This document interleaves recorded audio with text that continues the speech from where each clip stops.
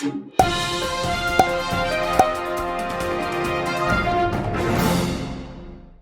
अस्सलामु अलैकुम।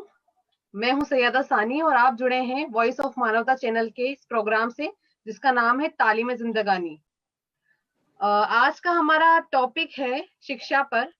तो मैं शुरू करना चाहूंगी। सबसे पहले मैं इंट्रोड्यूस करवाती हूँ जसबीर मैम से। मैम, अपने बारे में आप जरा बताइएगा, कहाँ से हैं आप और किस प्रोफाइल से हैं? हाँ जी, वाह जी, खालसा वाह जी, फतेह जी। मैं अमेरिका में ओहायो स्टेट में रहती हूँ और यहाँ पे मैं 20 साल से अमेरिकन पब्लिक सिस्टम में पढ़ाती हूँ, जो 10+2 स्कूल्स होते हैं। तो मेरा भारत में भी पीछे अलग अलग राज्यों में, और पंजाब से हूँ वैसे, अमृतसर पंजाब से। और मेरा करियर ही सारा टीचिंग करियर है, और उधर भी मैंने 15-20 साल काम किया था, और यहाँ पे भी ऑलमोस्ट अब 20 साल हो गए हैं काम करते हुए। और मेरी फैमिली में बच्चे हैं मेरे 2, और मेरे हस्बैंड हैं, वो डॉक्टर हैं। और हम लोग यहाँ पे पिछले 20 साल से रह रहे हैं, लेकिन हम आते जाते रहते हैं वहाँ पे और जुड़े हुए हैं अपनी मिट्टी से। जी। मैं जानना चाहूंगी हुज़ैफिया अंजाल आपके बारे में। मैं एक सोशल एक्टिविस्ट हूँ और समाज में जो बुराइयां फैली हुई हैं, जैसे हिंदू मुस्लिम या सुन्नी वहाबी, या जो लोगों के नजरियात से इख्तिलाफ पैदा होते हैं, आई मीन मिसअंडरस्टैंडिंग जो पैदा होती है, उसको दूर करने की भरपूर कोशिश करते हैं। ओके, आप कहाँ से हैं मैम? जी, इस वक्त तो हम नवाबगंज में हैं, ऑन द वे हैं। Okay okay ma'am, no problem. हम यूपी के अम्बेडकर नगर से बिलोंग करते हैं। अच्छा, आप बेसिकली यूपी से हैं? जी जी, हमारा मतलब वतन यूपी में ही है। Okay ma'am, okay. तो आज हम शिक्षा के बारे में बात करना चाह रहे हैं। जैसे कि एजुकेशन सिस्टम, हम सब जानते हैं कि इंडिया का एजुकेशन सिस्टम कैसा है और किस तरह से हम उसको इम्प्लीमेंट कर सकते हैं, किस तरह से उसको एक अच्छा बना सकते हैं। लेकिन उस अच्छा बनाने के पीछे भी कई सारे तरीके होते हैं, क्या चीज करनी चाहिए, क्या चीज नहीं करनी चाहिए। तो इसके बारे में हम बात करेंगे। जसबीर मैम से मैं शुरुआत करती हूँ। जसबीर मैम, जैसे कि हम पिछले एपिसोड में बात कर चुके हैं एजुकेशन सिस्टम के बारे में कि एजुकेशन सिस्टम में क्या बदलाव आए हैं, एजुकेशन सिस्टम में क्या खामियां थी, क्या अच्छाइयां। आप मुझे बताएंगे जरा, क्या अच्छाइयां हैं एक तरह से, क्या क्या एजुकेशन सिस्टम में ऐसी बातें हैं जो कि एक तरह से तो अच्छी है, लेकिन उसका अगर अलग फेस देखा जाए तो वो कहीं ना कहीं इफेक्ट कर रही है एजुकेशन सिस्टम को। हाँ जी, देखिए, अच्छाइयाँ तो ये हैं कि एक सिस्टम है, जब बच्चा उस उम्र का हो जाता है 3-4 साल का, तो उसको एक रोजाना उसका एक स्केड्यूल चाहिए होता है। मतलब कि उसका एक बना हुआ टाइम टेबल होता है कि वो सुबह उठता है, तैयार होता है, बच्चे को पता होता है उसकी जिंदगी में एक लगातारता, मतलब रूटीन चाहिए होता है। जी, तो बिल्कुल। उसके लिए स्कूल बहुत अच्छी जगह है, जहाँ पे वो सुबह उठ के नहा धो के घर से अपना तैयार होके अपना बैग लेके जाता है। वहां पे उसके साथी होते हैं, उसके जो टीचर्स हैं, वो उसको जो तालीम देते हैं वहां पे, जिसको हम कमर्शियल एजुकेशन वैसे बोलते हैं, क्योंकि वो तालीम जो है वो उसको पढ़ने लिखने में, समझने में मदद करती है, जिससे कि वो आगे चल के कोई ना कोई कारोबार या कोई ना कोई जो है काम उसको मिल सकता है। उसके साथ साथ स्कूलों में ये होना चाहिए, जो अब मुझे लगता है खत्म हो गया है, पहले तो था कि मॉरल एजुकेशन, उनका कैरेक्टर बिल्डिंग का काम, उनको अच्छे इंसान बनाने का काम, ये शिक्षा का सबसे बड़ा पिलर है।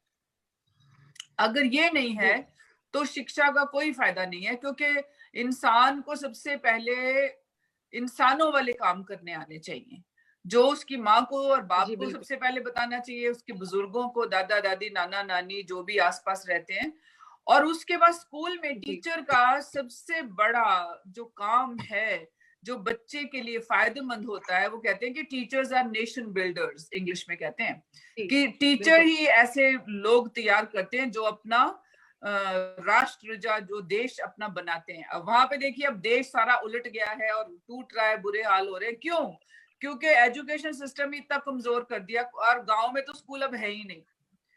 और इतने जो डिस्ट्रिक्ट थे, मैं तो पंजाब की बात कर सकती हूँ क्योंकि मेरा ज्यादा लिंक पंजाब से है। पंजाब सबसे शिक्षित राज्यों में आता था थोड़े साल पहले, लेकिन वहां पे जो प्राइमरी शिक्षा है, क्योंकि हमारे वहां उस देश में बहुत गरीब लोग हैं जो कि महंगे स्कूलों में नहीं पढ़ा सकते। मेरे विचार में तो महंगे स्कूल नहीं होने चाहिए थे। वो स्कूल ही, गांव के स्कूल ही इतने अच्छे होते कि हर बच्चा वहीं जाता। एक तो वो अपने कल्चर को बरकरार रखता, जो उसका मानना है, जो उसकी भाषा है। हाँ, भारत जो है वो बहुभाषी देश है, बहुत सारी भाषाएं हैं। जो बहुत अमीर हैं उनको अमीर ही रहने देना था अगर ये सिस्टम, जो प्राइमरी सिस्टम है, वो बच्चों को उन्हीं की भाषा में शिक्षा देता। क्योंकि बच्चा सबसे ज्यादा पढ़ता समझता है जब उसको उसकी अपनी भाषा में पढ़ाया जाए। लेकिन वो सिस्टम इन्होंने धीरे धीरे धीरे धीरे खत्म कर दिया कि हिंदी हिंदी चढ़ा के रख दी सबके सिर पे। वो ऐसा गलत है ये कदम, जिससे बाकी जो सूबाई भाषाएं हैं वो मर जाएंगी और धीरे धीरे कमजोर पड़ेंगी। अब ये क्या हो गया, अब वहां पे ये हो गया है कि भाई अंग्रेजी पढ़ानी है, हर कोई चाहता है उसका बच्चा अंग्रेजी में पढ़े। तो अंग्रेजी में कैसे पढ़ेगा? वो दुगनी दिक्कत आ रही है, पैसों का भी बर्बादी हो रही है। लेकिन स्कूली जो शिक्षा है शुरुआत में, वो बहुत जरूरी है, जो ऑल राउंड बच्चे को जो है वो उसको हर तरीके से उसकी सेहत भी ठीक रखती है, उसका दिमाग भी, उसका बोलचाल भी, उसकी आदतें भी, और उसके पूरे दिन का जो रूटीन है वो स्कूल की वजह से ही बनता है।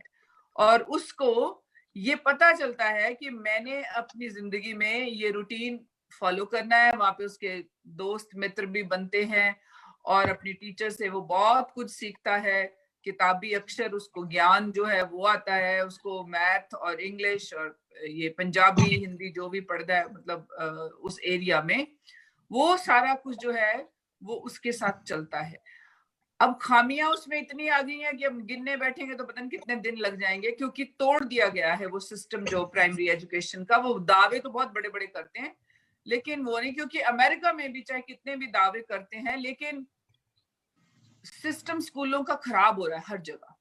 घरों का सिस्टम खराब हो गया है, इसलिए स्कूलों का सिस्टम भी खराब हो गया। स्कूल सिर्फ ये है कि सिर्फ बिल्डिंग से और खाना देने से और इससे नहीं बनता। स्कूल वो होता है जहां बच्चे का ओवरऑल उसका जो कैरेक्टर डेवलपमेंट है वो किया जाता है, और उसको जो है हर तरीके की ऐसी मदद जो है वो मुहैया कराई जाती है कि बच्चा अपने आप में सेल्फ कॉन्फिडेंस उसको हो, उसको ये पता हो कि मैं स्कूल में क्यों जाता हूँ, जाती हूँ, क्या पढ़ना है मुझे, कैसे मुझे बिहेवियर मेरा कैसा होना चाहिए, और मेरा जो है वो सबके साथ उस वातावरण में मुझे वहां से क्या क्या सीखना है, कैसे गुण मुझे अख्तियार करने हैं कि वो गुण बड़ा होके उसके अपने काम में आए, उसके परिवार के काम में आए और उसके समाज के काम में आए। जो नेशन बिल्डिंग जिसको हमको कहते हैं कि अपने देश को बनाना, समाज को समृद्ध करना, सुदृढ़ करना और अपने माँ बाप के लिए बहुत बड़ी ढाल बनना और अपने आप को भी अपने पैरों पर खड़ा करना, ये सब जो चीजें हैं ये स्कूल का काम है। उसको शुरू से बचपन से ऐसी स्किल्स जो हैं और ऐसी जो कहना चाहिए कि उसके हाथ में ऐसा हुनर पैदा करना स्कूल के टीचर्स का, स्कूल का काम है, समाज का काम है, ताकि वो बच्चे अच्छे नागरिक बने, मजबूत उनके कैरेक्टर हो, मजबूत उनकी सोच हो, कि वो हर एक बुराई को अपने जीवन में से और अपने समाज में से निकाल के बाहर खड़ा करें। तो इन चीजों के साथ जो है हमें हर वक्त ध्यान रखना है कि हमारे जो आसपास के स्कूल हैं उनमें क्या चल रहा है, कैसे ये सब जो है ये पॉसिबल होगा कि आगे आने वाली नस्लें जो हैं उनको कैसी शिक्षा मिल रही है, क्यों नहीं मिल रही है। इसके लिए हर एक को खबरदार होना पड़ेगा, हर एक को ये जूझना पड़ेगा ताकि ये चीजें चलती नहीं। जी, मेरा अगला सवाल है हुजैफिया मैम से। मैम, हम सब जानते हैं यूपी के एजुकेशन सिस्टम के बारे में। तो यूपी के एजुकेशन सिस्टम की अगर मैं बात करूं तो वहां आबादी में सिर्फ 9 ही हाई स्कूल्स हैं। तो इसके बारे में आप क्या कहना चाहेंगी? आई एग्री विथ यू, मैं पूरी तरह से आपसे इत्तेफाक रखती हूँ। जी दरअसल बात क्या है, जो हमारी बुनियाद है, आई मीन नानी दादियों की, उनके माइंड के अकॉर्डिंग ये होता है कि लड़की हाई स्कूल पास कर ली, बस उसका रिश्ता ढूंढना स्टार्ट कर दो। जी बिल्कुल। अरे भाई जवान हो गई लड़की, जी ये चीजें नहीं होनी चाहिए। जो हमारे मुफ्ती हैं, मौलाना है, जो भी निकाह पढ़ाने की जो मतलब हमारे इस्लाम मजहब में, एक मिनट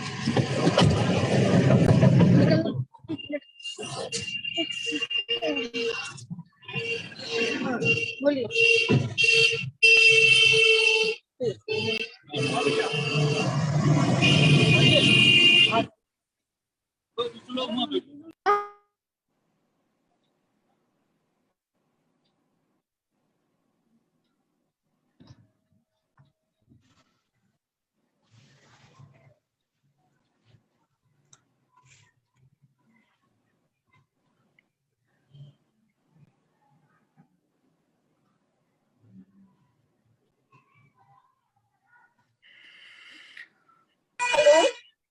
जी मैम, आप सुन हाँ पा रहे हैं आवाज? बोलिए। हाँ आपकी आवाज हमें आ रही है। मैं कहने का मतलब ये, जो हमारी बुनियाद होती नानी दादियों की, अगर वो जी जी रिश्ता तलाशने के बजाय वो अपनी लड़कियों को बुनियादी तौर पर मजबूत करने के लिए सोचे, मर्द का जी बिल्कुल। मुहताज न बनाए। ये नहीं कहते, मर्द बहुत अच्छा मुहाफिज है, जी लेकिन और लड़कियों को स्पेशली इतना सिखाना चाहिए कि कभी अगर वो बेवा होती हैं या उनका किसी कारण तलाक हो जाता है, तो अपने जी पैरों पर खड़े होकर अपनी जिंदगी गुजार सके, अपनी मैम जिंदगी की सही नई बात है, उम्मीद की लेकिन अक्सर अक्सर यही प्रॉब्लम हम फेस करते हैं कि कभी कोई खुदा ना खास्ता ऐसी कोई प्रॉब्लम फेस करती है लड़कियां, अगर वो पढ़ी लिखी ना हो तो ये लड़की पैदा प्रॉब्लम नहीं हुई, जरूर आती है। घर के लोग का जी चेहरा उतर जाता है। जी ये होता है यूपी में भाई। जी और मैम यूपी से इस लड़की की बहुत ज्यादा दुर्गति है। अभी लॉकडाउन की बात बता रहे हैं हम आपकी। जब लॉकडाउन में हम लोगों ने हेल्प करने के लिए सोचा, तो सबने कहा अरे लड़की होकर कैसे कोई हेल्प कर सकता है। तो हमने जवाब दिया, हमारी बीवी फातिमा जहरा थी, जिनके जी अकॉर्डिंग लोग चलने देते हैं, जिनकी मिसालें देते हैं, जिनकी पर्दे की मिसालें दे दे के औरतों को पर्दे कराए जाते हैं। पर्दा अच्छी बात है, हम भी पर्दा करते हैं, बहुत सी मुस्लिम औरतें, 90% मुस्लिम औरतें पर्दा करती है। जी लेकिन उनकी मिसाल दे के हमको पर्दा करा रहे, उनकी मिसालें दे के हमसे हट पाबंदियां करा रहे, तो उनकी मिसालें दे के ये भी कहो कि हम हेल्प कर सकते हैं। अपने हाथ का निवाला अपने हेल्प के पास ले जाके और गरीबों को दे देती थी। 3-3 दिन रोजे पे रोजे रहती थी। अफ्तार के बाद उनको अफ्तार में खजूर के अलावा उनको कुछ नहीं नसीब होता था। 70 जोड़ 72 पेवन उन्हीं ने पहने हैं, हमने नहीं पहने, आपने नहीं पहने, किसी ने नहीं पहने। जब वो हेल्प कर सकती है तो हम क्यों नहीं कर सकते हैं? फाके तो बिल्कुल फाके करने वाला हेल्प कर सकता है। अल्लाह का शुक्र है हमारे यहाँ तो भरा पड़ा है उसके अकॉर्डिंग देखा जाए। अगर वो चाहती तो उनके लिए जन्नत से जोड़ा आता, कोई मामूली हस्ती नहीं थी, उनके पैरों के धूल के बराबर नहीं है। लेकिन जब उन्होंने इतना सदका इतना खैरात कर दिया अपनी खुद की देने वालों को, दूसरे गरीबों को, जो कि जिनसे उनकी कोई जान पहचान नहीं रहती थी, इनके मजहब के बारे में, जिनके अकीदे के बारे में उनकी कोई अदल्ला नहीं होती थी, उनकी हेल्प की, तो फिर हम क्यों नहीं हेल्प कर सकते? लड़कियां क्यों नहीं कर सकती हेल्प?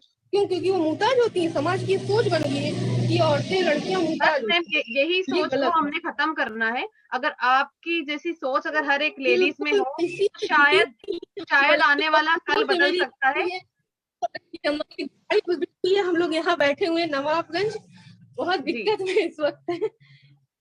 जी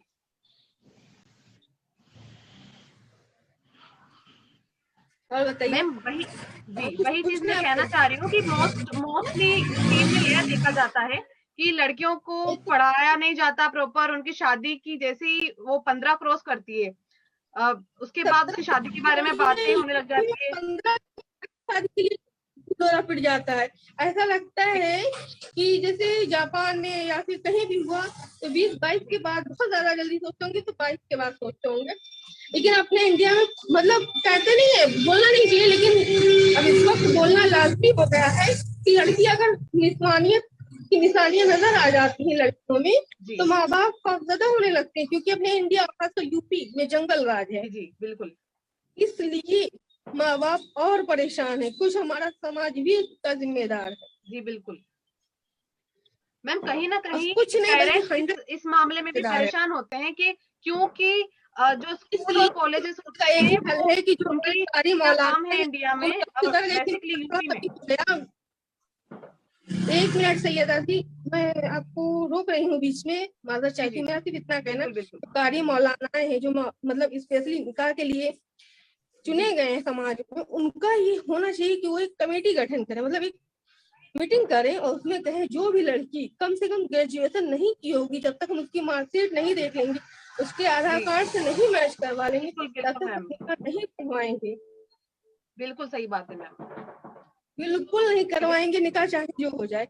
तो जब इस तरीके से एक अच्छा आलिम इस तरीके से माँ बाप के सामने कहेगा, तो माँ बाप भी सोचेंगे ये हमारे बच्ची की भले के लिए ही कह रहे हैं, ये बच्ची हमारी इनकी नहीं है।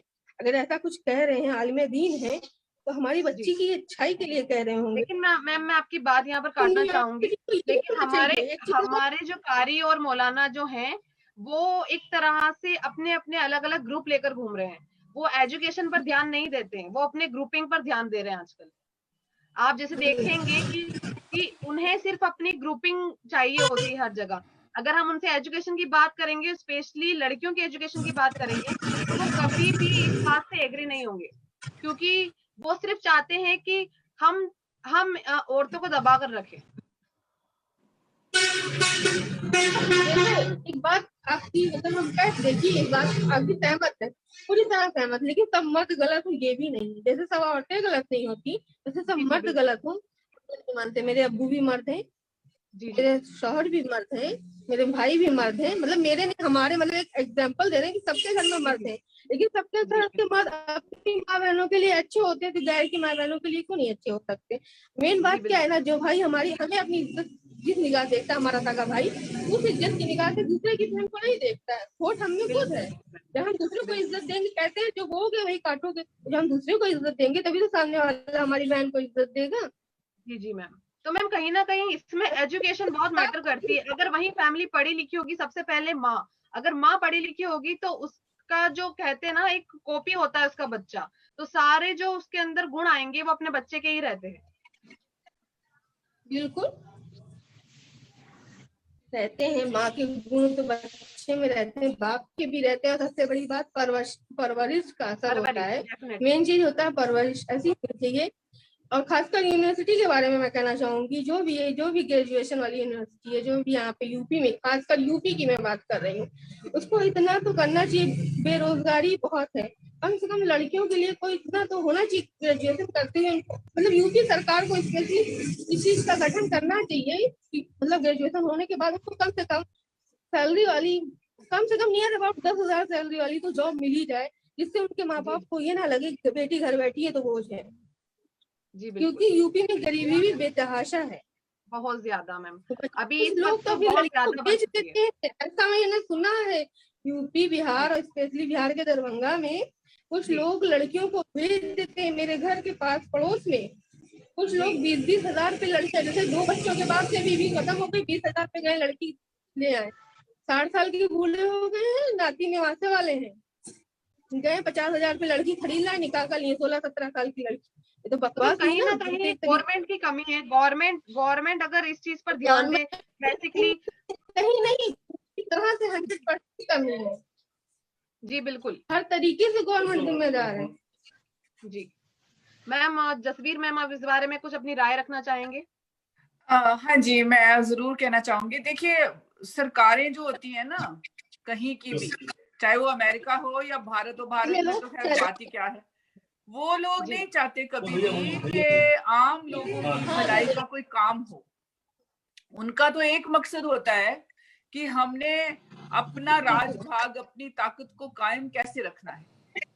तो इसलिए घरों में मैं तो यही कहूंगी कि मुस्लिम भाईचारे को कि अगर आपके नबी ने, अभी इन्होंने बताया बीबी फातिमा ने, उन्होंने कैसे काम किए, तो आप सारे जो घर में लोग हैं जो बड़े, वो क्यों औरतों के ऊपर सारा कुछ लाद के रख देते हैं? उनसे उन्हें डर क्यों लगता है? अब मैं इसका कारण बताती हूँ आपको। चाहे ब्राह्मण हो या कोई भी हो, या काजी हो या भाई गुरुद्वारे का हो, उनका क्या है कि वो औरत को ही कमजोर करना चाहते हैं, क्योंकि जैसे हमने पिछली बार बात की थी, जो औरत कमजोर होगी, अनपढ़ होगी, उसकी औलादें भी वैसी होंगी, तो उनके चंगुलों में, झूठी कहानियों में, वहमों में, भरमों में वो फंस जाएंगी। तो घर वालों को, हर एक बंदे को ये तालीम उसके बच्चे के जन्म से पहले ही शुरू हो जानी चाहिए कि अंदर अपने दिमाग में डर बिठा के नहीं जीना है। हमने झूठी मर्यादा के नाम पर अपने आप को कुर्बान नहीं करना है। हमने परंपराओं के नाम पर गलत कदम नहीं उठाने हैं। ठीक है, पर्दा करना है, जरूर करें, मर्दों को पर्दा कराएं ना, जिनकी नजरें खराब है तो उन्हें ठीक करें पहले। जी, अगर मर्द की नजर औरत पे जाती है तो उसकी नजर जो गंदी है उसको ठीक करने की जरूरत है। ये थोड़ी सारी औरतों को जो है, ठीक है, हम लोग भी देखो अपने आप को हमेशा अच्छी तरह से सजा के ढक के रखते हैं। मैं बिल्कुल कायल नहीं हूं कि अपने शरीर की नुमाइश की जाए, लेकिन बंदों की नजर का इलाज कौन करेगा? वो भी तो मौलवी जी को करना चाहिए ना। मौलवी जी औरत के पीछे आते हैं कि तुम पर्दे में रहो और तुम सारा कुछ ढक के रखो, तुम अपना नाक भी बंद रखो, सिर्फ आंखें। बंदे की आंखों को पर्दा हटाना चाहिए ना, जो गंदा पड़ा हुआ है। मैं एक बात ऐड करना चाहता हूँ इसमें। एक तो फातिमा जुड़ी साथ में सानिया, इसका भी जान के, ये जो मर्दों की बात करी ना आपने, अभी शुरू डिबेट शुरू हुई है सर। 1 by 1 में एक क्वेश्चन कर रही हूँ। एक क्वेश्चन अगर खत्म होता है तो फिर मैं फातिमा मैम के साथ भी डिबेट के क्वेश्चन कुछ करूंगी। मैं एक बात ऐड करना चाहता हूँ उसमें। नजर किसी खराब नहीं होती, दिमाग खराब होता है, सोच खराब होती है। इंसान के बोलते हैं बुरी नजर वाले तेरा मुंह काला, ऐसा लिखा होता है गाड़ी के पीछे, लेकिन वो गलत किसी ने इंटरप्रेट किया। उसका जो है ना, दरअसल क्या, जैसी हमारी सोच है, आंखें हमारी वैसी देखेंगे। अगर हम किसी को बैंड के रूप में हमारी सोच ये बड़ी, सब हमारी घरवाली के अलावा सब बैंड माताएं हैं, बहनें हैं, तो सोच हमारी वैसी होगी, हम वैसी निगाह देखेंगे। अगर हमारी दिमाग के अंदर गलत बात चल रही तो हम गलत निगाह देख रहे हैं। तो निगाह गलत नहीं होती मेरे ख्याल से, मेरा सोच गलत होती है। क्या ख्याल है जसवीर कौर जी? हाँ जी, मैं बिल्कुल आपको यही पर लाने वाली थी। आपने वही बात कर दी जो मेरे दिल में थी कि बच्चों की, लड़कों की तरबियत भी शुरू से ऐसी होनी चाहिए, शुरू से। जैसे लड़कियों को सिखाते हैं ना होगा तो हाँ, जी बिल्कुल। तो लड़कों को तरबियत ये सिखाएं कि तेरी हर लड़की, जैसे सिखों को सिखाया जाता है, कहते देख पराइयां चंगियां मामा भैणा धियां जाने। उसका मतलब है जो तुमसे बड़ी हैं जितनी औरतें, वो तुम्हारी माएं हैं, जो तुम्हारे बराबर की हैं वो तुम्हारी बहनें हैं, और जो तुमसे छोटी हैं वो तुम्हारी लड़कियां हैं, तुम्हारी बच्चियां हैं, सिर्फ एक के सिवाय जिसके साथ आपका निकाह हुआ है, आनंद कारज हुआ है, या जो भी शादी हुई है। तो उससे जब बच्चे को ये, बचपन से लड़के को ये सिखाया जाएगा कि तेरी नजर कभी भी, या तेरी सोच, अब नजर तो खराब होनी है ना जब सोच खराब होगी, उसके पीछे तो सोच ही है, लेकिन सोच में क्या गंद भरा है। हाँ, सबकी लड़कियों को देखो, आंखें अपनी सेको, और वो तो ढंग होता है सबको छेड़ो। ये समाज को घड़ने का काम इन मौलवियों का, भाई गुरुद्वारे के या ब्राह्मण मंदिरों के, उनका काम है। लेकिन जो वही सिखाएंगे कि जी प्रभु भी ऐसे काम करते हैं, वो तो गोपियों कपड़े चुरा के भाग गए, तो बताओ क्या है उसका आगे मैसेज क्या जाएगा? तो मेरा कहने का मतलब है, औरतें तो वैसे ही जाब्ते में रहती हैं। मैं कहती हूँ 100 में से 60-70% वो जाब्ते में ही होती हैं ज्यादातर, क्योंकि उन्हें डर होता है कि बर्बाद तो उन्होंने होना है। अगर उनको कोई गलत ऐसा रिश्ता जुड़ गया तो बर्बाद सबसे ज्यादा औरत होती है, तो वो डरती है। हाँ, मैं नहीं कहती सब, लेकिन अब तो औरतें भी मतलब हदों पार कर रही हैं। पर बंदे की, बच्चे की शिक्षा, क्योंकि हम शिक्षा की बात कर रहे हैं, ये बाहर की शिक्षा कोई काम नहीं आएगी जब तक दिमाग को सच से, हिम्मत से, सच्चाई से, शर्मो लिहाज से अगर नहीं जोड़ा गया, जिसको हम मोरालिटी कहते हैं। मोरालिटी की एजुकेशन अब स्कूल नहीं देते, ये घर देता है। घर कौन सा? जिसकी बुनियाद सच पे टिकी है, चाहे आप इस्लाम में हो, आप सिखों में हो, हिंदुओं में हो, जहां भी हो। अरे आप अपने काम देखिए कि हम अपने बच्चे के दिमाग में क्या डाल रहे हैं बचपन से। माँ बच्चे के सामने क्या बोलती है, उसको क्या सिखा रही है, उसके सामने क्या मॉडल कर रही है, कैसी बातें करती है। अगर सारा दिन काम की और टीवी के सीरियलों की और वैसे ही भूत बन रहे हैं। और आपको मैं बताऊं, दुनिया का नुकसान आज दुनिया में, क्योंकि शिक्षा की बात हो रही है, हम भी शिक्षा के विषय में बात कर रहे हैं, एक न्यू वर्ल्ड ऑर्डर चल रहा है दुनिया के अंदर। वो क्या है? सबको दबाने का ऑर्डर, सबके हक छीनने का ऑर्डर, सबकी जमीनें छीनने का ऑर्डर। वो जो किसान आंदोलन चल रहे हैं ना पूरे भारत में, वो उसी का नमूना है, क्योंकि हम अपनी जमीनें उनको दे नहीं रहे। यहाँ तो चली गई हैं अमेरिका में। तो कहने का मतलब ये है कि उन लोगों ने कब्ज कर लिया, जैसे किसी जमाने में मौलानों ने कब्ज की सारा समाज, उनको गलत चीजें पढ़ा दी। ऐसे भाई गुरुद्वारे के जाते हैं हमारे, वो भी जाके पता नहीं गुरु ग्रंथ साहब में ऐसा कुछ नहीं लिखा, जो जाके बता देते हैं वहां उल्टा सीधा अपनी मस्जिद। डेरे खुले हुए हैं पंजाब में, इतने डेरे हैं। क्या है उसका कि अपने बच्चे की तरबियत की नींव आप कौन से उसूलों पे रख रहे हैं, आप उसके दिल में क्या भर रहे हैं। बाहर की जो शिक्षा है ना, जो पढ़े लिखे हैं, दुनिया के साइंटिस्ट हैं, दुनिया के सबसे ज्यादा अमीर हैं, उन्होंने बर्बादी करी है। जी जी मैं फातिमा मैम के तरफ जाऊंगी। मैम, आपकी क्या राय है इस बारे में? हाँ, नाला क्रॉस करने के बाद मार्केट से अंदर आएंगे ना। हाँ, हेलो। हाँ, हम कह रहे हैं यहाँ मेरा ख्याल है ये जो दूसरे पार्टिसिपेंट है उनको अपने आप को म्यूट करना चाहिए। हाँ, बड़ी आवाजें आ रही है। हाँ जी कहिए। अस्सलाम वालेकुम। सबसे पहले तमाम जो शुरका है उनको मेरा सलाम। हाँ। जी, तो बात हो रही है तालीम की। मैं ये समझती हूँ, जैसा कि अभी हमारी जो लास्ट स्पीकर ने बिल्कुल सही कहा कि बुनियादी जो तालीम में जो बुनियादी अहमियत होती है वो घर की होती है। पहली तरबियत और तालीम जो है वो हासिल करता है। लेकिन ये समझना बहुत ज़रूरी है असल में तालीम है क्या और तालीम का मकसद, चाहे वो घर से हासिल हो, मदरसे हो, कि अल्लाह ताला ने उस बच्चे को जिन सलाहियतों के साथ, जिन खूबियों के साथ इस दुनिया में भेजा है, उसे जानने में, उसे डिस्कवर करने में उसकी हेल्प करे। तालीम का मकसद ये होता है कि क्योंकि अल्लाह ताला ने हर इंसान को सलाहियतों के साथ इस दुनिया में भेजा और एक मकसद के साथ भेजा है। जी बिल्कुल। उस मकसद को फाइंड करने वो उसकी हेल्प करे।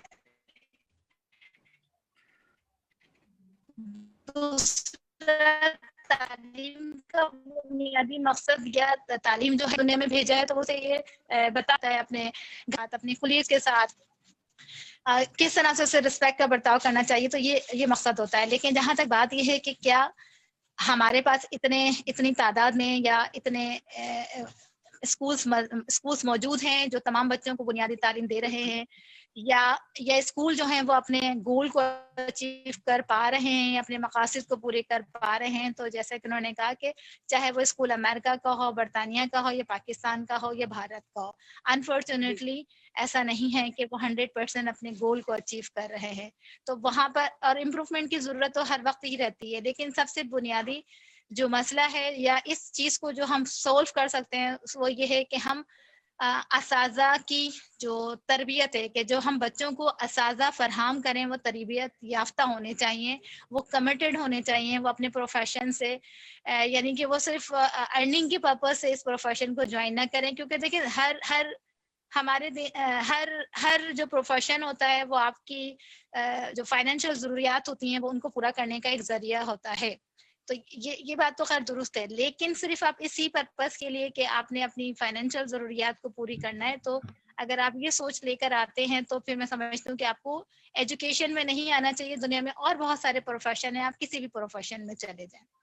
और यहाँ पर फिर उसके साथ साथ जो स्कूल्स हैं वो सिर्फ बच्चों की मतलब वो होते तो स्कूल बच्चों के लिए हैं, लेकिन उन्हें जो जैसे वो पेरेंट टीचर्स के नाम पर जो सेशन करते हैं या रखते हैं, तो उन्हें ये होना चाहिए कि वो पेरेंट काउंसलिंग का भी सिलसिला अपने यहाँ शुरू करें कि जो वालिदैन बहुत ज़्यादा तालीम याफ्ता नहीं हैं या वो अभी जदीद दौर के तकाज़ों से अपने बच्चों को आगाह नहीं कर पा रहे हैं या उनके मुताबिक उनको नहीं ढाल पा रहे हैं, तो वो उनको भी हेल्प करें। वो ये कह कर के भाई आप तालीम याफ्ता नहीं हैं, तो वो बेचारे बहुत ही अपने आप को एक वो महसूस कर रहे होते हैं अपने आप को डिग्रेड महसूस कर रहे होते हैं कि हम तो पढ़े लिखे नहीं है, तो हम और इस मुकाबले में लग जाते हैं कि बड़े से बड़े स्कूल में अपने बच्चों को दाखिला करवाएं, इस उसमें रह जाते हैं। और स्कूल वाले जो है ना इससे बहुत ज्यादा फायदा उठाते हैं। हालांकि तालीम का एक मकसद ये भी होता है कि आप इंसान बने और इंसानों की तरह बिहेव करें दूसरे इंसानों के साथ। अगर कोई तालीम याफ्ता नहीं है तो इससे कोई फर्क नहीं पड़ता, आप तो तालीम याफ्ता है ना, आप तो बाशऊर है ना, तो आप उसे अपने अमल से, अपने एटीट्यूड से, अपनी डीलिंग से उसको जो है पूरा एतमाद करें और उसको ये कहें कि सीखने का अमल तो कभी भी शुरू हो सकता है ना। तो पेरेंट्स ट्रेनिंग जरूरी है, असातिज़ा ट्रेनिंग याफ्ता होने चाहिए, बुनियादी सहूलतों से हर, चाहे वो स्कूल हो, चाहे वो यूनिवर्सिटी हो या कॉलेज हो, वो बुनियादी जरूरियात को फुलफिल करने वाला इदारा होना चाहिए। और वालिदैन को ये समझना चाहिए कि वो सिर्फ नाम देखकर अपने बच्चों के लिए जो ना वो स्कूल का इंतखाब न करें। और हम सब बीइंग सिटीजन के, शहरी के, चाहे आप इंडिया के शहरी हों, चाहे पाकिस्तान के शहरी हों, कहीं पर भी हों, उन्हें अपने आप को एक बेहतर शहरी के तौर पर हर मामला को देखना चाहिए, चाहे वो एजुकेशन का मामला हो। आप सब कुछ हुकूमत पे नहीं डाल सकते, और हुकूमत के पास, आपको मैं बताऊं, इतने रिसोर्स होते भी नहीं है कि वो आपकी आवाम की सारी 100% जो है वो लोगों को नौकरियां दे दे, 100% जो है वो लोगों को एजुकेट कर दे। ये इतने रिसोर्स नहीं होते। तो हम ही जो आम शहरी जो हैं वो अपने हुकूमत का हाथ बटा सकते हैं, अपनी अपनी जिम्मेदारियां अच्छे तरीके से ईमानदारी से पूरा करके। और जैसे अगर आपको हर कोई अपनी कैपेसिटी में रहकर, अभी तो दुनिया जो है इतनी ज्यादा, ये बीच में कोई बोल रहा है, अपना म्यूट कर दीजिए प्लीज। जी। तो अगर हमने माओ की ट्रेनिंग्स पे काम कर लिया, और वालिद साहब को भी ये समझना चाहिए कि सिर्फ बच्चे की तालीम और तरबियत माँ की, बाप का भी एक बहुत कलीदी किरदार होता है ना, तो उसे क्वालिटी टाइम अपने बच्चों को देना चाहिए।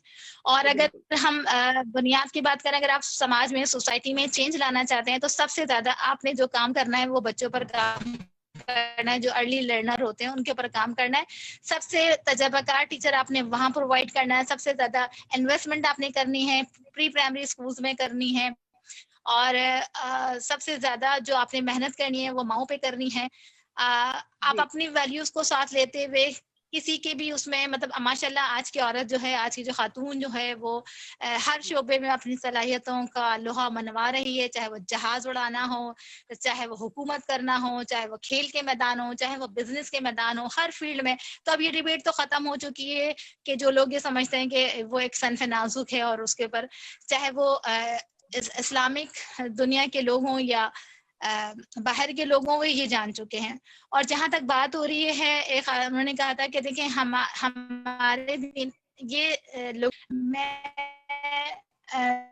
मैं रिप्रेजेंट करूं, आई एम द मुस्लिम, तो मेरे दीन ने मुझे हर किस्म के हकूक दिए हैं, हर किस्म के काम करने की इजाजत दी है। लेकिन वैल्यूज होते हैं, हमें उनको क्रॉस नहीं करना चाहिए और उसको अंडरस्टैंड करना चाहिए। उसके बावजूद भी हम चाहे वो मैदान जंग हो, भरी पड़ी है, चाहे बिजनेस, खातून सल्लल्लाहु अलैहि वसल्लम के ज़ौजा मोहतरमा थी, वो एक बिजनेस लेडी थी। और उन्होंने उस दौर में, अगर आप देखें ना, अगर हिस्ट्री पढ़ते हैं, तो वो 40 साल की थी। और जब उन्होंने नबी सल्लल्लाहु अलैहि वसल्लम को प्रपोज किया, on that time he was 25 साल के थे वो, और विडो खातून थी, और वो उस वक्त अपने जो है साबका शोहर का बिजनेस संभाले हुए थी। लेकिन जब उन्होंने ऑब्जर्व किया, उन्होंने देखा कि मोहम्मद सल्लल्लाहु अलैहि वसल्लम ना सिर्फ खूबसूरत हैं, बल्कि उनके किरदार में तमाम वो खूबियां मौजूद हैं जो वो अपने लाइफ पार्टनर में देखना चाहती हैं। तो उस वक्त की औरत जब इतनी ताकतवर और बाशऊर हो सकती है कि वो अपनी जिंदगी का, अपने लाइफ पार्टनर का इंतखाब खुद से कर सकती है, जबकि अगर आप अरब माशरे की हिस्ट्री देखें तो उस वक्त तो औरत को पैर की जूती, बल्कि कुछ भी नहीं, कीड़े मकोड़ों की निस्बत। लेकिन ये हर बंदे पर, मतलब ये नहीं होता कि समाज ने आपको ये टैग कर दिया तो आप ये हो गए। ये तो आपके अपने आप को कितना जानते हो। एक औरत, एक माँ, एक लड़की अपने आप को कितना जानती है, उसे अपनी सलाहियतों के बारे में, मैंने कहा ना कि तालीम का बुनियादी मकसद हर बच्चे को वो ये बताएगी कि आपके अंदर कौन सी सलाहियतें हैं, क्या सलाहियतें हैं और आप किस तरह से दुनिया को अचीव कर सकते हैं, अपने गोल अचीव कर सकते हैं। तो हमारी हिस्ट्री तो भरी पड़ी है हज़रत आयशा रज़ियल्लाहु ताला अन्हा, जो हम इतनी बड़ी हदीस की इतनी बड़ी मुहक़्क़िक़ हैं कि लोग इतने बड़े सहाबा इकराम की मौजूदगी में उनसे जो है वो सवालात करते थे आप सल्लल्लाहु अलैहि वसल्लम की प्रेजेंस में, और आप सल्लल्लाहु अलैहि वसल्लम खुश होते थे कि जब हज़रत आयशा से लोग सवाल करते थे कि आप हमें बताइए इसके बारे में। तो दीन इस्लाम में तो इस तरह का कोई वो नहीं है ये कि आप इस तरह से रहें या आप ये काम नहीं कर सकते। बस ये तो आपके समझने की, अंडरस्टैंड करने की बात होती है कि आप कितना उसको डीपली स्टडी करते हो और कितना उस मैसेज को अच्छे तरीके से समझते हो। तो इसी तरह से मैं समझती हूँ कि तालीम का मकसद तालीम जो है वो इंसान उसमें हेल्प करे कि आपके जहन को थोड़ा सा खोले, आप सिर्फ एक रिसोर्स को, एक चीज को लेकर ना बैठ जाएं, आप उसके लिए रिसर्च करें, मुख्तलिफ ज़राए अख्तियार करें, मुख्तलिफ माशरों की स्टडी करें और देखें कि वहाँ पे क्या हो रहा है। और बगैर किसी हैल हुज्जत के अगर कोई एक प्रैक्टिस कहीं कामयाब है तो आप उसको अडॉप्ट कर लें, किसी भी चीज, चाहे वो तालीम के मैदान में हो या मेडिकल की फील्ड हो या किसी भी, जहाँ पर कोई चीज काम है वो लोगों को फायदा पहुंचा रही है तो आप उस चीज को, उस तरीकेकार को अपना लें, उसमें कोई वो मसला नहीं होना चाहिए। और जो लोग औरत, अब तो ये बहस खत्म हो गई, मैं नहीं समझती कि औरत पीछे है या कमजोर है। दुनिया ये एक फजूल की बहस है जिसमें ये मर्द और औरत इस दुनिया की में इक्वली उनकी पार्टिसिपेशन है हर मामले में, ईच एंड एवरी मैटर, हर चीज में। और अगर इन दोनों में ज़हनी महंगी नहीं होगी, चाहे वो लाइफ पार्टनर्स की शक्ल में हो, चाहे वो बहन भाई की शक्ल में हो, एक बाप जो होता है, एक माँ जो होती है, अगर वो डिस्क्रिमिनेशन करे बेटी में और बेटे में, तो मैं समझती हूँ कि फिर सोसाइटी में वहां बिगाड़ होता है। और ये सबसे ज्यादा रिस्पॉन्सिबिलिटी खवातीन पर ही आती है, मदर्स पर ही आती है एज टीचर।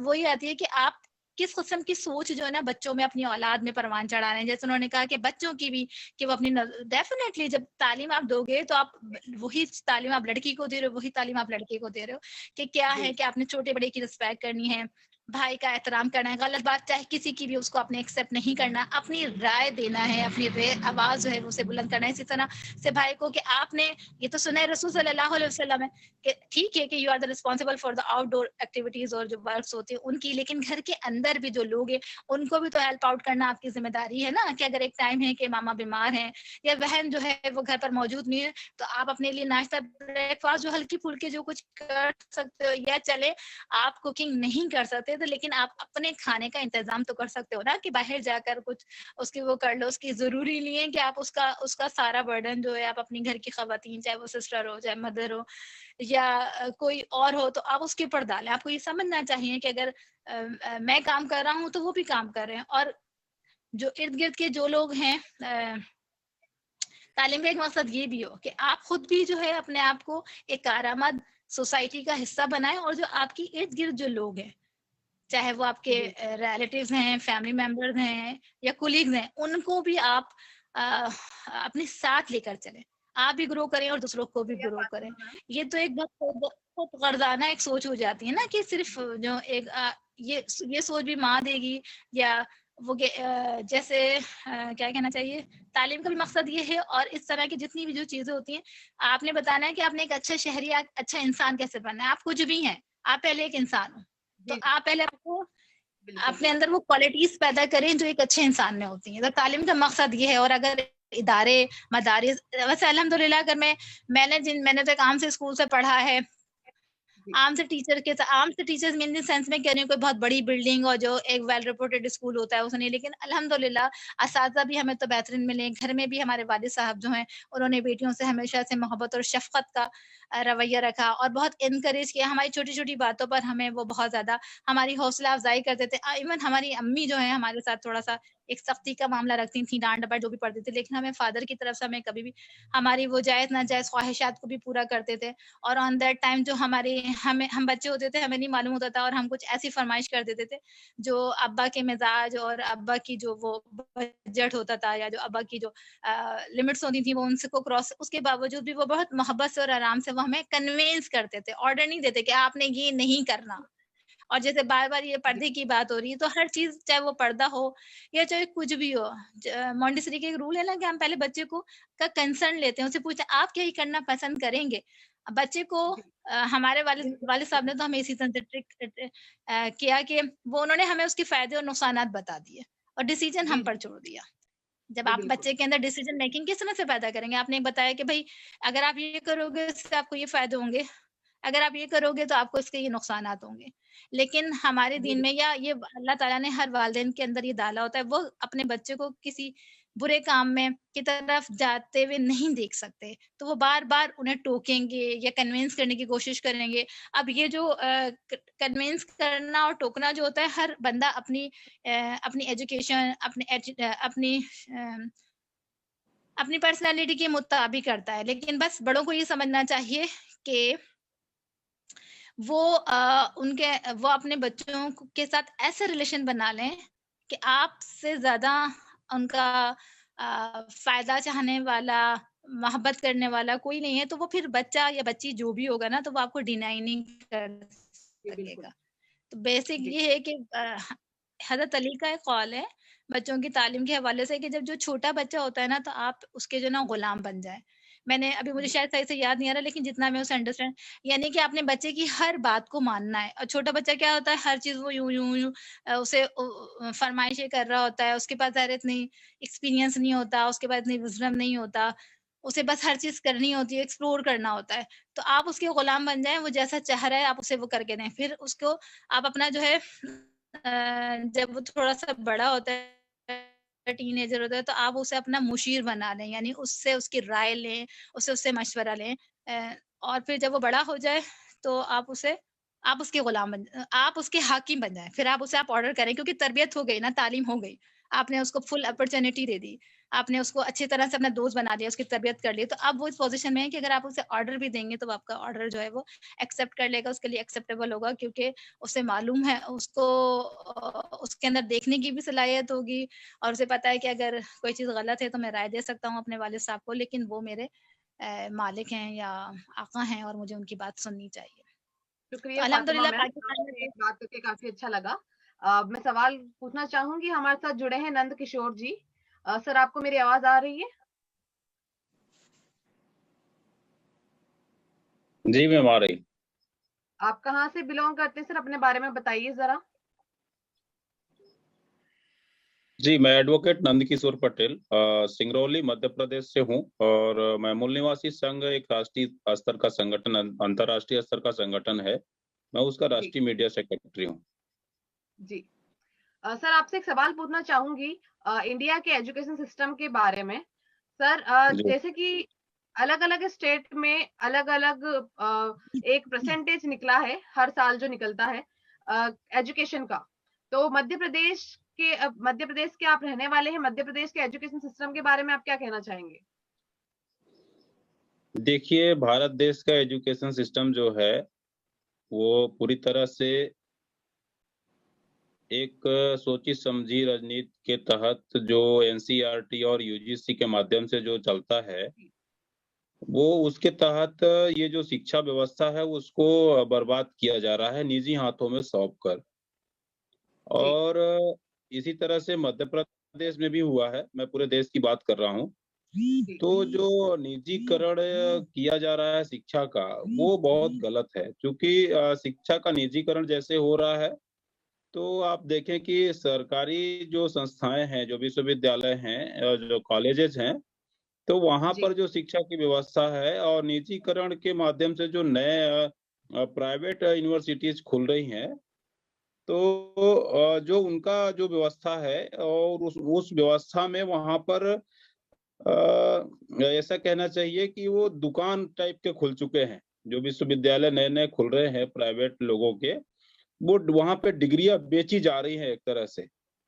तो मुझे ऐसा लगता है कि शिक्षा व्यवस्था जो पहले थी वो शिक्षा व्यवस्था उसे बर्बाद किया जा रहा है और नए शिक्षा नीति में सिर्फ उसे दुकान बना दिया गया है, वहां पे पैसा लेकर के आओ और डिग्री लेकर के जाओ, इस तरह से। तो शिक्षा व्यवस्था जो है वो ठीक नहीं है, इसमें काफी सुधार की आवश्यकता है और पूरे राष्ट्रीय स्तर पर एक प्रकार की शिक्षा, एक बोर्ड, जिसे हम मांग करते हैं, डिमांड करते हैं सरकार से, और उसके लिए हम संघर्ष भी कर रहे हैं कि चाहे दिल्ली का बच्चा हो चाहे मध्य प्रदेश का हो, उसका एजुकेशन सिस्टम सेम होना चाहिए और एक केंद्रीय मतलब सेंट्रलाइज एक होना चाहिए बोर्ड, उसका मान्यता होना चाहिए और वो पूरे देश में एक ही तरह के एजुकेशन सिस्टम पर काम हो।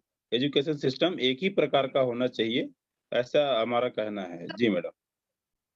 सर एक सवाल और आपसे पूछना चाहूंगी कि जी। एजुकेशन सिस्टम में कई बार अभी जो देखा जा रहा है, वैसे तो हमारी मातृभाषा हिंदी है, तो जी। हिंदी के बारे में मैं क्वेश्चन पूछना चाहूंगी कि आजकल फोकस इंग्लिश पर किया जा रहा है। इंटरनेशनल लैंग्वेज जैसे इंग्लिश है, वो सीखना भी बच्चों के लिए बहुत जरूरी है, लेकिन जी आजकल बिल्कुल। के जो सरकारी स्कूल है, जो प्राइवेट स्कूल है, जहां पर आपने जैसे बताया है कि जो स्कूल, जो शिक्षकों ने स्कूल को एक बिजनेस बना रखा है, तो वहां पर बच्चों को हिंदी तक भी नहीं आती प्रॉपर। तो इसके बारे में आप क्या कहना चाहेंगे? नहीं, ये क्या है, एजुकेशन सिस्टम जो है वहां पे हिंदी नहीं आती, इंग्लिश भी नहीं आती और जी उसको एक उस जो एजुकेशन सिस्टम है, प्राइमरी लेवल एजुकेशन सिस्टम जो है, वहां पर एक मिड डे मील का व्यवस्था चलता है। जैसे जी कि मिड डे मील आप समझती होंगी शायद, मध्याह्न भोजन कार्यक्रम। तो वो मध्याह्न भोजन कार्यक्रम है, वहां बच्चों को सिर्फ खाना खिलाने के लिए सरकार यही तो चाहती है, जी जी, बिल्कुल बच्चों को बिल्कुल सर, मैं आपकी इस बात से बिल्कुल सहमत हूँ। जी, वहां पर बच्चों को खाने के लिए रुचिकर भोजन मिलेगा, जी पहनने के लिए कपड़े मिलेंगे, बच्चों को किताबें भी मिलेंगी, खेल की जी सामग्री भी मिलेगी, लेकिन जी, वहां पर शिक्षा नहीं मिलेगी। बिल्कुल सही बात है सर। ये समस्या है अपने देश में। मिड डे मील जो चल रहा है, वहां पर बच्चा जब से घर से पहुंचता है तब से उसका ध्यान यही रहता है कि कब खाना मिलेगा, कब खाना मिलेगा, मतलब वो खाने की तरफ उसका ध्यान रहता है। जी बिल्कुल। फिर जब वो खाना खा लेगा तो खेलने की तरफ उसका ध्यान हो जाता है। जी अच्छा, खेल खेल में शिक्षा भी होती है, प्ले स्कूल भी बहुत सारे चल रहे हैं नए टेक्निक के तहत। तो वो उस गवर्नमेंट स्कूल में प्ले टेक्निक अभी अडॉप्ट नहीं हुआ उतने अच्छे तरीके से। तो शिक्षा में काफी सुधार की आवश्यकता है, मैं यही कहना चाहता हूँ। धन्यवाद सर, आपसे बात करके बहुत अच्छा लगा, आपकी राय आपने रखी। जी सिमरप्रीत बिल्कुल। मैम, आपको मेरी सर मैम जो भी आपका नाम है सर, आपको मेरी आवाज आ रही है? मैं कुछ कहना चाहती हूँ। जी जी कहिए। जैसे आपने अभी इनसे सवाल किया ना कि इंग्लिश की इम्पोर्टेंस है और इंग्लिश पे जोर दिया जाता है, लेकिन लोगों को हिंदी नहीं आती। इसमें थोड़ा सा मसला ये है कि हमारे यहाँ इस बात को भी समझने की जरूरत है, इंडिया पाकिस्तान बोथ रीजन में, क्योंकि हम लोगों की बहुत सारी चीजें सेम है और आनिया हमने जी अपने ब्रिटिश टाइम का गवर्नमेंट से ध्यान रखिए, नेक्स्ट प्रोग्राम में इनको जोड़ लेना दोबारा फिर। बस सर, बस इनका एक लास्ट जवाब ही दे रहे हैं, उनके बाद हम प्रोग्राम को खत्म की तरफ लेकर जाएंगे। तो उसमें ये है कि हम लोग ने आज़ादी तो हासिल कर ली, लेकिन अभी हमें ज़हनी आज़ादी हासिल करने की ज़रूरत है। अपने अपने देशों की, अपनी अपनी कल्चर की, अपनी अपनी वैल्यूज और अपनी अपनी लैंग्वेज को रिस्पेक्ट देने की ज़रूरत है। और जो मदर टंग होती है उसकी इम्पोर्टेंस है। अब तो ये रिसर्च ने साबित कर दिया है कि एक टाइम में बच्चे को आप 7 लैंग्वेजेस सिखा सकते हैं, लेकिन उसका मेथोडोलॉजी क्या है, तरीकेकार क्या इस्तेमाल कर रहे हैं, स्किल्स है। और सेम टाइम में आप बहुत सारे लैंग्वेजेस सीख सकती है। इसमें क्या बुराई है कि अगर बच्चे का बैकग्राउंड पंजाबी लैंग्वेज से और वो पंजाबी लैंग्वेज बोल रहा है, बात कर रहा है, तो आप उसको बोलने दीजिए वो। लेकिन अगर आप इंग्लिश इंटरनेशनल लैंग्वेज है तो उसको एज अ लैंग्वेज सिर्फ सिंपल तरीके से सिखाया जाए, उसके ऊपर वो बोझ ना डाला जाए कि सीखना बहुत जरूरी है, उसे आप दफ्तरी या वाली जुबान बना देंगे। इस सूरत हाल पाकिस्तान में है, तो हम लोग इस पर काम करने, अवेयरनेस दे रहे हैं लोगों को कि माँ बोलियों की अपनी अहमियत होती है, कौमी जुबान की अपनी एक अहमियत है, उन सारी जबानों की अहमियत को बरकरार रखना चाहिए। और अंग्रेजी सीखने में कोई मजायका नहीं है, लेकिन उसे मरूब होने की कतन हमें कोई जरूरत नहीं है, और यही सोच हमें अपने बच्चों के अंदर मुंतकिल करने की जरूरत है। Thank you. हाँ जी, मैंने भी ना आरिफ, मैंने भी आपसे बस यही साजिदा बात करनी थी कि जैसे इन्होंने कहा बहुत खूब कि हर एक की माँ बोली भारत में हिंदी नहीं है। मैं तो पंजाब से हूँ, हमारी माँ बोली मातृभाषा होती है जो आपकी माँ बोलती है।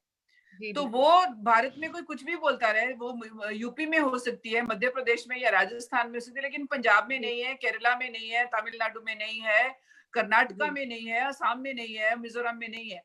तो अपनी माँ बोली में अगर बच्चा स्ट्रांग नहीं होगा तो उसको कोई भी बोली ठीक से नहीं आएगी। मैं इंग्लिश की ना, मैं बाइलिंगुअल टीचर हूँ, मतलब मैं उन लोगों को अंग्रेजी पढ़ाती हूँ जिनको अंग्रेजी नहीं आती है। अमेरिका में बहुत सारे हमारे यहाँ बहुत देशों से बच्चे आते हैं जिनको इंग्लिश नहीं आती, तो मैं उनकी स्पेशलिस्ट टीचर हूँ कि जिसकी मातृभाषा कोई और है उसको दूसरी भाषा कैसे पढ़ानी है। मेरा कहने का मतलब ये है कि भारत हो या पाकिस्तान हो, क्योंकि हम एक ही देश थे, चलो बट गए जो भी हुआ, हम लोगों को अपनी जो क्षेत्रीय मतलब क्षेत्र की जो भाषाएं हैं, जो सूबाई भाषाएं हैं, जो जैसे पंजाब है, वहाँ मुल्तान है, सिंध है, और इधर हमारे देश में भी जैसे जम्मू कश्मीर, अब कश्मीरी लोग थोड़ी हिंदी बोलते हैं, वहां तो कश्मीरी है, उर्दू है, पंजाब में पंजाबी बोलते हैं, हिंदी बोलते हैं। किसी भी भाषा को दबाना नहीं है तालीम के अधीन।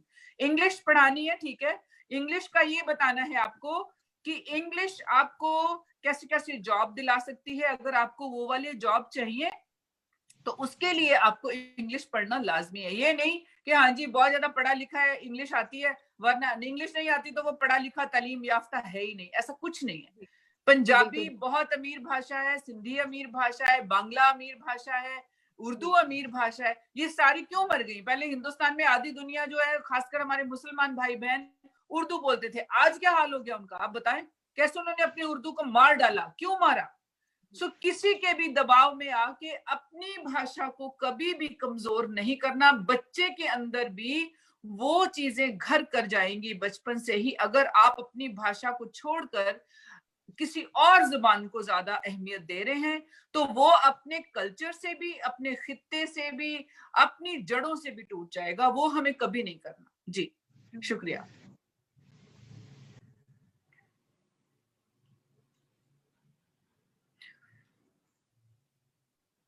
जी बिल्कुल ठीक है, मैं तो 100% आपसे एग्री हूँ कि हर जुबान की अपनी है। हाँ, और मेरा ख्याल है जितनी जुबानें बच्चा बोलता है उतना ही तालीम है। अब देखो मुझे अब 4 जुबानें आती है, मुझे इंग्लिश, मुझे उर्दू सारी समझ में आती है, मैं लिख नहीं सकती, लेकिन मुझे उसकी सारी समझ में आता है। मुझे स्पेनिश समझ में आती है क्योंकि मैं स्पेनिश बच्चों से डील करती हूँ। पंजाबी, हिंदी, इंग्लिश तो you can I can read and right क्योंकि मैं इंग्लिश की टीचर हूँ। और मतलब मुझे पंजाबी ये नहीं पता कि हर बच्चे जी, और लोगों को ये नहीं पता कि हर बच्चे का बुनियादी हक है कि उसको इब्तदाई तालीम जो है ना उसकी मदर टंग में दी जाए। ये बच्चे का फंडामेंटल राइट है। बिल्कुल, और ये हुआ है सरकारों ने, जो क्योंकि आपको मालूम है जो हमारी सरकारें होती हैं, जो लीडर होते हैं, उनका काम होता है लोगों को गुलाम बनाना, उनको दबा के रखना, उनसे उनके हक छीन लेना। अब छीन रहे हैं ना, जमीनें छीन रहे हैं, उनसे पानी छीन लिया। हमारे पंजाब में इतने सुंदर नदियां बहती थी, सारी उन्होंने सुखा के रख दी, पानी है ही नहीं, सारा दिल्ली जा रहा है, पता नहीं कहाँ जा रहा है, वो चला गया। भाषा को पंजाबी भाषा तो चंगी नहीं होती। जी बिल्कुल आप सही कह रही हैं, लेकिन अगर आवाम जो है हुकूमत के ऊपर कड़ी नजर रखे, उसके इकदाम पर, उसके एक्शंस पर, और अपना रोल प्ले करे, जहां वो अच्छा काम करे उन्हें अप्रिशिएट करें, और जहां वो कुछ गलत करे तो वो सब एक जुट होकर उसके खिलाफ एक्शन ले ना, तो फिर हुकूमतें भी बड़ी बहकावे में आ जाते हैं ना। अब गरीब लोग बेचारे, अब देखो जो पढ़ लिख जाते हैं, जिनके पास जिनके पास थोड़ी सी तालीम होती है, थोड़े रिसोर्सेज होते हैं, खाना पीना होता है, वो तो समझ लेंगे, अब हम समझाएंगे।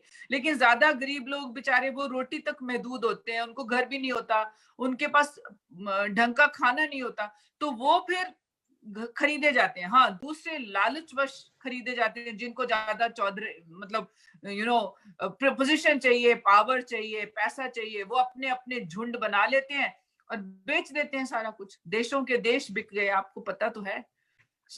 बड़ा मुश्किल है जी। लेकिन तो भी जो आम बंदा है ना, जो मिडिल क्लास लोग हैं ना, उन्हें भी समझना चाहिए कि जब हर कोई लॉबिंग कर सकते हैं, उन्हें भी कनेक्टिविटी करना चाहिए, अपने एक दूसरे से कनेक्ट होना चाहिए। वो क्या थिंक टैंक जो है वो बनाने चाहिए, बैठना चाहिए, जोड़ना चाहिए, सारे ख्याल करना चाहिए, और समाज और सोसाइटी जो है फिर उसमें वो बहुत ज्यादा बिगाड़ नहीं पैदा आता। अगर वो बिगाड़ है तो उस बिगाड़ में भी फिर सुधार जो है वो पैदा होता चला जाता है। लेकिन अगर आप आवाम तवाम जो है वो आप सोए में है, आपने अपने वोट का गलत इस्तेमाल किया है, आपको अपने वोट की अहमियत का नहीं पता, और आप समझ रहे हो बस हर हुकूमत पर तनकीद करना। एक होता है ना, एक ये भी एक ट्रेंड है ना कि भाई जो आया उसके ऊपर तनकीद ही करना है, चाहे वो कोई भी हो। तो वो उन्होंने तनकीद करना है। जब आप वोट दे रहे थे तो थोड़ा सा आपने रिसर्च करना है, देखना है बैकग्राउंड, उनका एजेंडा मालूम करना है, उनके हैं वो आपकी नीड को फुलफिल कर रहा है नहीं कर रहा है, तो आप उसे वोट दें। वो कोई आपसे गन पॉइंट पर आकर तो कोई वोट नहीं दे रहा ना। एक अब देखिए यानी ना, कि अगर आप मुझे पाकिस्तान का नहीं मालूम, लेकिन भारत में तो ईवीएम मशीन है, उन मशीनों को तो उन्होंने टैकल कर करके उनको सारा हैक कर लिया है इलेक्शन 2 टाइम्स। अमेरिका में भी हैक हुआ था, अगर आपको पता, क्योंकि आप काफी तालीम याफ्ता, आपको मालूम है। यहाँ पे भी हैक हुई थी election with the help of Russians.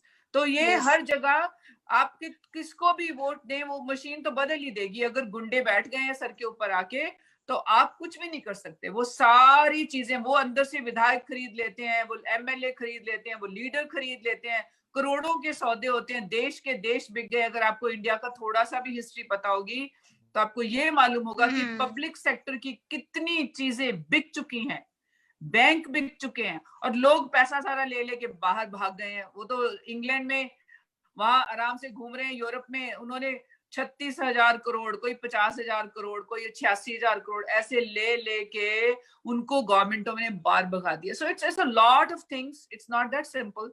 पर हमें अपने हुकूक का पता होना चाहिए। मुझे इतना पता है सिख होते हुए, क्योंकि हमारी कौम जो है, हम सिर्फ ये नहीं, रूहानी, आपकी रूहानियत तभी बचेगी अगर आप ताकतवर हैं, अगर आपके अंदर विचार की ताकत है, अगर आपके अंदर फिजिकल ताकत है, अगर आपके पास सच की ताकत है, तभी आपके अंदर की रूहानियत और सच बचेगा, वरना नहीं बचेगा। इसलिए हमको गुरु ने अंदर की विचारें जो इतनी मजबूत हैं, जिसको गुरु ग्रंथ साहब में, जैसे आप कुरान पढ़ते हैं ऐसे हम गुरु ग्रंथ साहब पढ़ते हैं, शब्द की जो ताकत है वो सबसे बड़ी है। और उस बंदे को कभी भी धोखा नहीं हो सकता जिसके पास सच, क्योंकि सच के साथ जोड़ता है। रूहानियत हमें सच्चा इंसान बनाती है। जितना भी हम सच के साथ जुड़ेंगे तो हमें अपनी असलियत पता चलेगी। लेकिन आपको लोग छोड़ेंगे नहीं। सबसे ज्यादा जो सजा है वो भक्तों को मिलती है, वो उनको मिलती है जो रूहानियत से लबरेज होते हैं, दूसरों को नहीं मिलती। चोरों को छोड़ दिया जाता है, बलात्कारियों को छोड़ दिया जाता है, लेकिन भक्तों को, जो रूहानी पीर फकीर हैं, उनको नहीं छोड़ा जाता, उनको तो सूलियां ही मिलती हैं।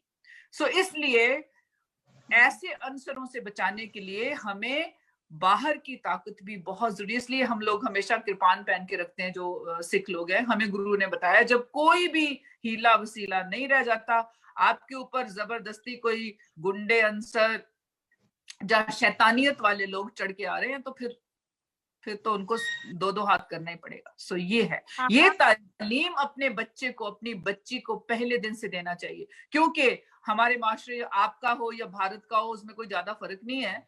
औरतों के ऊपर ही इतना तशद्दुद होता है, उनके ऊपर ही क्यों बुरी निगाह होती है, उनके साथ ही क्यों रेप होते हैं, उनको ही क्यों बेचा जाता है, क्योंकि उनको शुरू से कमजोर बनाया होता है। कमजोर नहीं बनाना, उनको सिखाना है कि जैसे अभी आपने बताया कि तुम्हारे पास तुम्हारा हक है। तुम अगर मोम जैसी अंदर से नरम दिल हो तो बाहर से शेरनी भी बनो ना। अपने आप को प्रोटेक्ट करने की भी आपके अंदर सलाहियत और हिम्मत होनी चाहिए। अगर वो नहीं है तो आपको तो कान पकड़ के कोई कहीं भी ले जाएगा। आप तो हाँ जी हमें छोड़ दो जी, हम तो ये, ना तो ज्यादा शांति अच्छी है ना ज्यादा भड़काट अच्छी। दोनों चीजों का सुमेल, जैसे कहते हैं चांद और सूरज का सुमेल ही अच्छा होता है। चांदनी भी चाहिए और सूरज की गर्मी भी चाहिए। दोनों चीजों से ही इंसान की जिंदगी जो है वो बैलेंस रहती है। अब हम लोगों को बचपन से ये सिखाया जाता है कि नहीं, तुमने भी अपने हक के लिए खड़े होना है। तुम पे भी कोई बुरी निगाह डालता है तो तुम उसके सामने खड़े होकर उसको मजबूती से जवाब दो। सो तालीम का ये बहुत बड़ा हिस्सा है जो लड़के और लड़की को, जैसे आपने बड़ी खूबसूरती से बताया है कि कैसे माँ बाप को उनकी वो पहली बुनियाद जो है उसको पक्का करना चाहिए। स्कूल में तो जाएगा ठीक है, लैंग्वेज सीख लिया उसने जो है मैथ सीख लिया, म्यूजिक सीख लिया, लेकिन जो जिंदगी में जीने के पिलर हैं, हिम्मत और सच और प्यार और हम्बल होना, विनम्र होना जिसको हम बोलते हैं, मीठा बोलना, ये तो घर से सीखना है ना। ये तालीम अगर नहीं है अब दुनिया में, तो तभी तो अब जितने पढ़े लिखे आप देखिए, दुनिया के डॉक्टर, इंजीनियर, बड़े बड़े कॉर्पोरेट होम्स, बड़े बड़े सीईओज, वो कितनी बर्बादियां कर रहे हैं दुनिया के अंदर। क्यों कर रहे हैं? क्योंकि उनके अंदर गुणों की जो वैल्यू सिस्टम है वो है ही नहीं, उसकी तालीम उनकी हुई नहीं है बचपन से, तो वो शैतान के घर बन गए हैं। ये है जी जसवीर कौर जी, आने वाले वक्त में फिर हम इस पर तालीम पे बात करेंगे। ये 4 एपिसोड हो जाएंगे हमारे, और आज के लिए आपका उनका डिस्कनेक्ट होगा शायद, कनेक्शन वो नहीं जुड़ पा रहे हैं शायद है जी। और जसवीर कौर जी आपका भी, और फातिमा जी आपका भी बहुत बहुत धन्यवाद जुड़ने के लिए, शुक्रिया। और मिलते हैं नेक्स्ट एपिसोड। वाहिगुरू जी का खालसा, वाहिगुरू जी की फतेह।